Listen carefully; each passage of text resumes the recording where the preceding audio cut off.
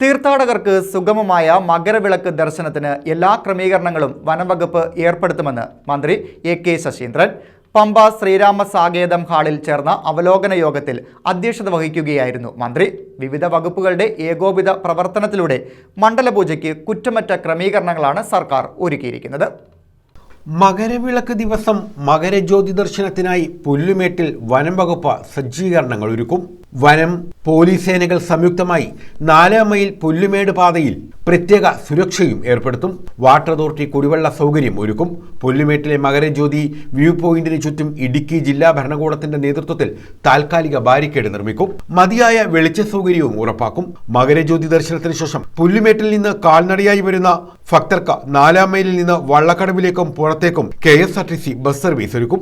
സേവന കേന്ദ്രം കാര്യക്ഷമമായി പ്രവർത്തിച്ചു തുടങ്ങിയിട്ടുണ്ട്. മകരവിളക്ക് ദിവസം മകരജ്യോതി ദർശനത്തിനായി വനം, പോലീസ് സേനകൾ പ്രവർത്തിക്കുകയാണ്. ഇതിൽ 11 കിലോമീറ്റർ ദൂരം ബന്ദോബസ്ത് ഏർപ്പെടുത്താനാണ് ഇപ്പോൾ ധാരണയിലെത്തിയിട്ടുള്ളത്. അതുപോലെ തന്നെ 4 മൈൽ മുതൽ പുല്ലുമേട് റൂട്ടിൽ കുടിവെള്ള സൗകര്യം മുൻകൈയെടുത്ത് നടപ്പിലാക്കുന്നുണ്ട്. അതിനാവശ്യമായ മറ്റ് സൗകര്യങ്ങളും അനുവാദങ്ങളും വനംവകുപ്പ് നൽകുന്നതാണ്. പുല്ലുമേട്ടിലെ മകരജ്യോതി വ്യൂ പോയിന്റ് താൽക്കാലിക ബാരിക്കേഡുകളുടെ നിർമ്മാണം 12-ാം തീയതിയോടുകൂടി പൂർത്തിയാക്കാമെന്നാണ് ഇപ്പോൾ ഇവിടെ തീരുമാനിച്ചിട്ടുള്ളത്.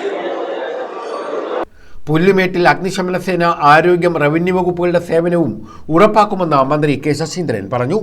Periyar tiger reserve west division field director P Pramoda, deputy director S Deepa, Ranni DFO PK Jayakumar Sharma, Kottayam DFO N Rajesh, ജില്ലാ പോലീസ് മേധാവി VG Vinod Kumar, Sabarimala ADM doctor Arun S Nair, വനംവകുപ്പ് special secretary EP Sajeevan, police special officer Josy Cherian, വിവിധ വകുപ്പ് ഉദ്യോഗസ്ഥർ തുടങ്ങിയവർ അവലോകന യോഗത്തിൽ പങ്കെടുത്തു.